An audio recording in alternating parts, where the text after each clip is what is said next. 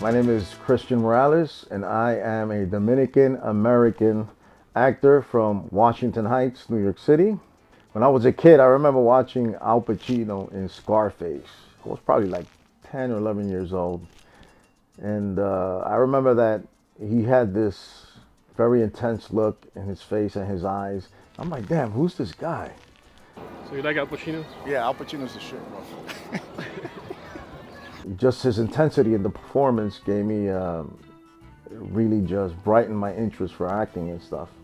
I thought he was amazing in Scarface. And fast forward, I ended up going to college up at SUNY New Paltz, and I was a musician. And I remember I saw an ad up for casting for Guys and Dolls, the musical. And they were looking for singers and dancers for a Cuban Havana scene in Guys and Dolls. And so I went to the audition. I took my guitar and I sang a couple of songs. Next thing you know, the director of the play, he said, "Hey, you got the part, kid." And that's where my journey with the acting world really began. After college, I decided I wanted to take it seriously as a profession. I ended up learning the Stanislavski system, which is the method acting, which is naturalistic acting. And I started learning about classic playwrights like Anton Chekhov, Eugene O'Neill, Tennessee Williams, Horton Foote, Neil Simon. And so I was introduced to the classical plays and Shakespeare as well, like Hamlet. I did some Hamlet.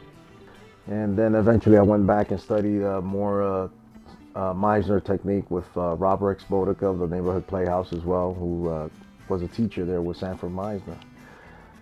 And yeah, that's how my journey began. I fell in love with it.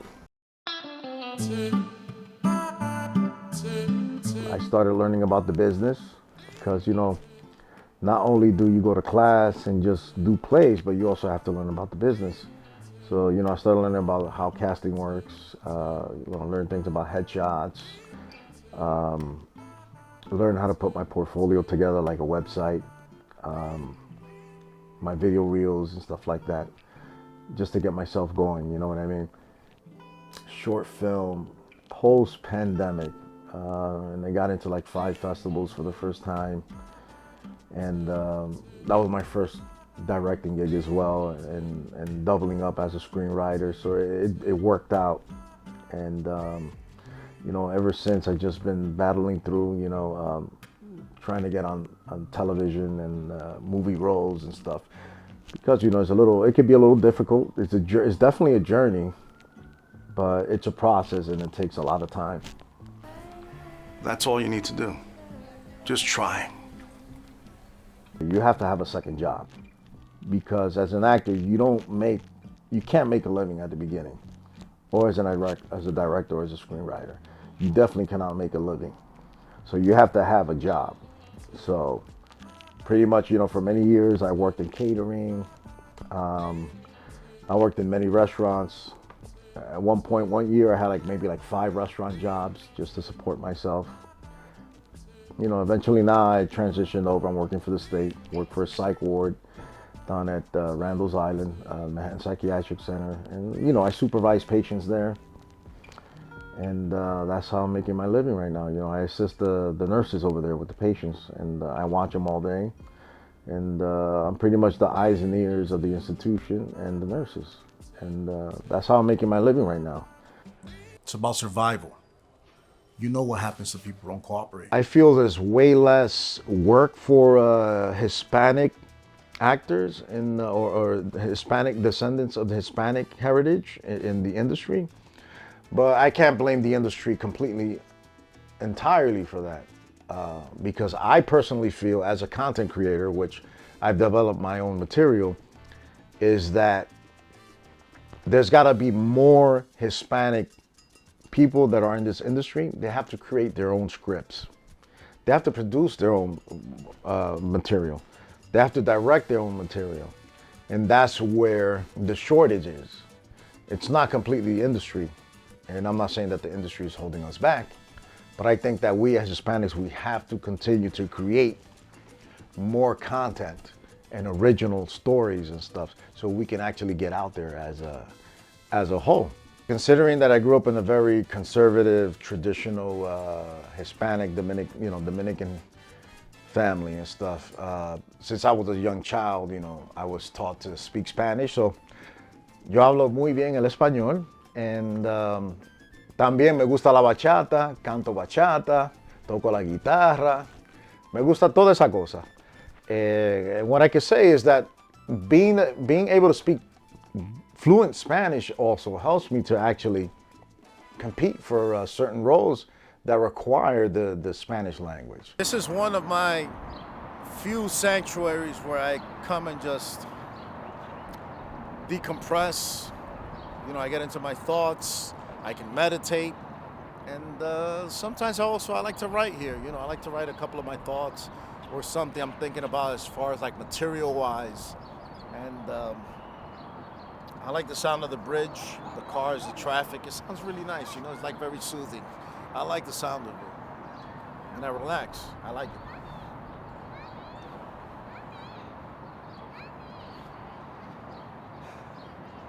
What I've been planning to do is to develop one of my short films into a feature film, and see if I could do some sort of like Netflix or like Amazon Prime collaboration with those studios eventually in the future. So as an actor, that's what I've been doing right now, just focusing on my writing. I just got signed with an agency in January 2025, Spark Talent Agency, and I'm just taking things a day at a time. Considering the way the acting business goes, you don't know when you're gonna get that job or when you're gonna get the opportunity to audition. We know enough. We've tracked shipments, identified key players, and we're getting close.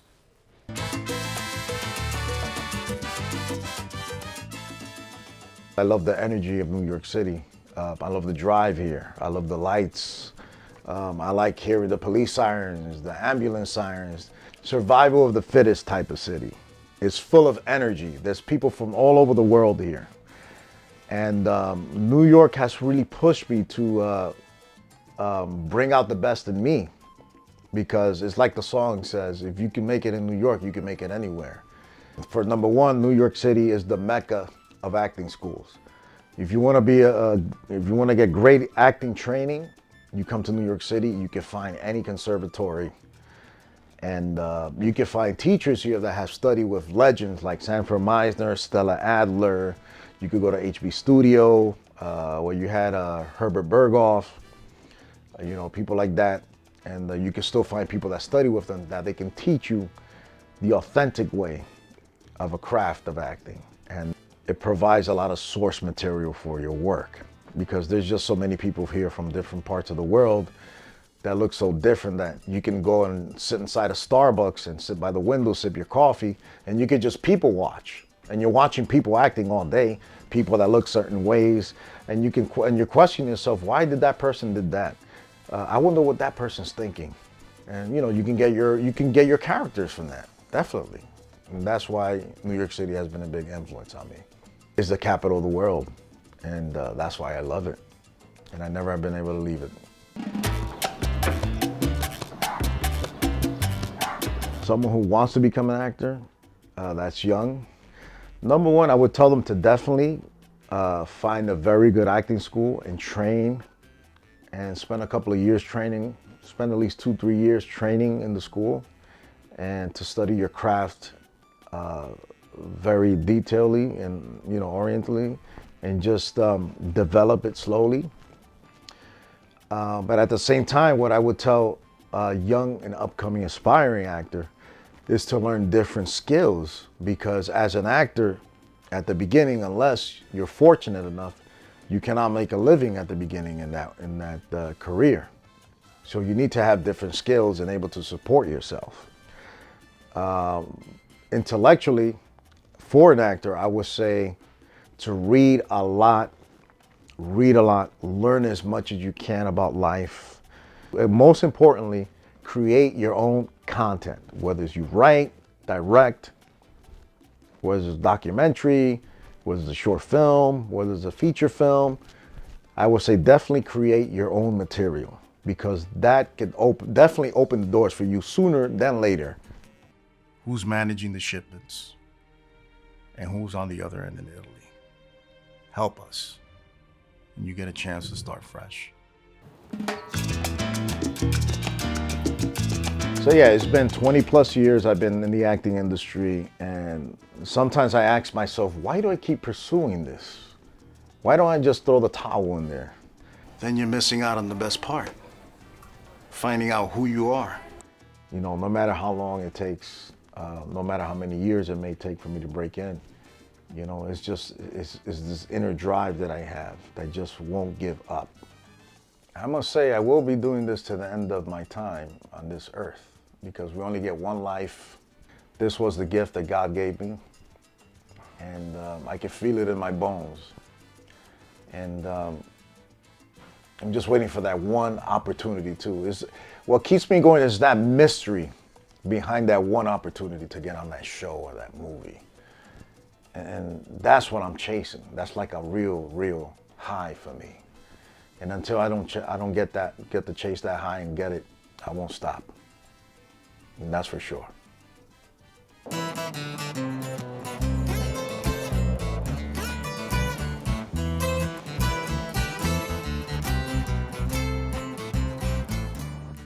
Un placer.